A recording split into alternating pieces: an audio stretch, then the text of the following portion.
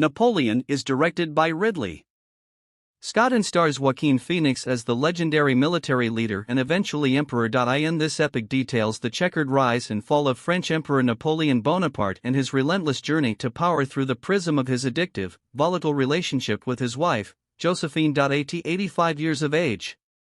Ridley Scott has more energy and exuberance than most young directors I've ever seen. I don't know what him and Martin Scorsese are on, but whatever it is, I need to find out and start doing it so that when I'm 85, I can make movies that are this good. And obviously, Ridley Scott has shown a love for films along these lines, historical epics, whether they're true or not, films like Exodus, Gods and Kings, Gladiator, The Last Duel, Kingdom of Heaven. He knows what he's doing. He's really good at this stuff.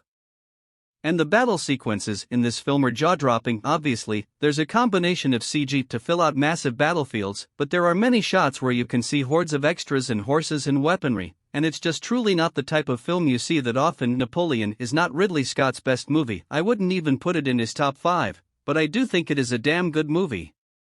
Joaquin Phoenix plays a character here that is no doubt extremely challenging because what is known about him is sometimes speculated on by everyone. To some, he's a hero, others criticize him for some of his actions. Obviously, his leadership led to many deaths.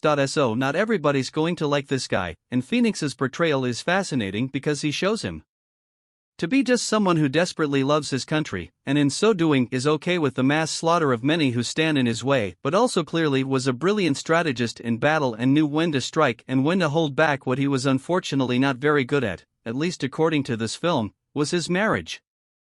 And that's where Ridley Scott and writer David Scarpa have set their sights. The majority of the film focuses on this relationship and how it was essentially like the 1800s. TMZ, everybody was gossiping about them. There's a few scenes where you see newspaper headlines that have artistic renderings of what might have been going on in their bedroom. It all feels very sleazy.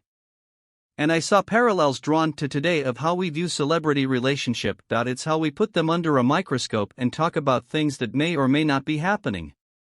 Just like Jodie Comer in The Last Duel, who I thought was the best of a trio of excellent performances amongst Adam Driver and Matt Damon. As good of an actor as Joaquin Phoenix is, and he is a damn good one. Vanessa Kirby is the standout here as Josephine. Scott does not hold back from showing how ugly this relationship might have been, especially during this time period, how a lot of women were just viewed as people who could bear children.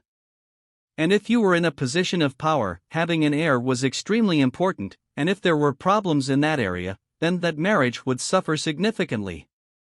Back then, the depiction of their love is extremely confusing, and I don't mean that as a slight to the movie. I mean that these two clearly were obsessed with one another, but also somehow hated each other, but then wanted to be with each other and then hated each other again, and that's why I say it's like the TMZ of the 1800s. There's so much drama around this relationship.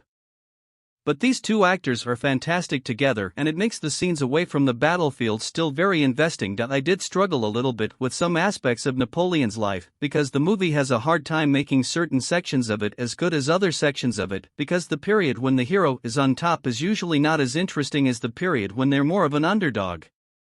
And so obviously when Napoleon is trying to gain power and trying to prove himself, those sequences feel like they're the most dramatic. But once he's on top of things and a ruler literally abandons his city rather than negotiate with Napoleon, it feels like he's reached the peak of his power and doesn't have anywhere else to climb, and of course, after that, there's nowhere else to go but either stay there or fall. The movie stays there a little bit too long.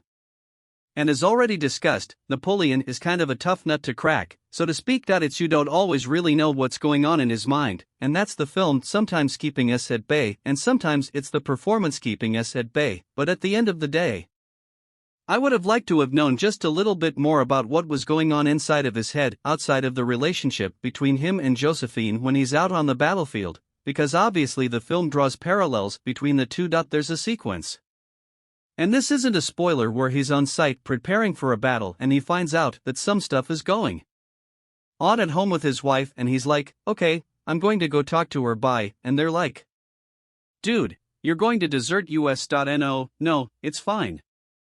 I'll be back, and you realize, alright, so this guy in his head was really concerned, obviously, about his relationship, but also wanted to destroy entire cities and did it with efficiency. If you were to compare this to Ridley Scott's other historical epics, I don't think it's as good as some of his other films like The Last Duel or Gladiator. I do think it's better than Exodus. Gods and Kings, I haven't seen Kingdom of Heaven in a while that I have to rewatch that to make that decision, but I do think that this is a movie you should see in theaters. A lot of people won't. They'll wait. It's a long historical epic, but these movies don't come along that much, and apparently only 85-year-old legends like Ridley Scott are allowed to make them anymore, and I'm glad that after The Last Door bombed unfairly, that movie's great. Watch it, that he's still got to make this, because it's damn good. You guys, thank you so much as always for watching. Look forward to more videos very soon, and if you like this, you can click right here and get stuck, minimized.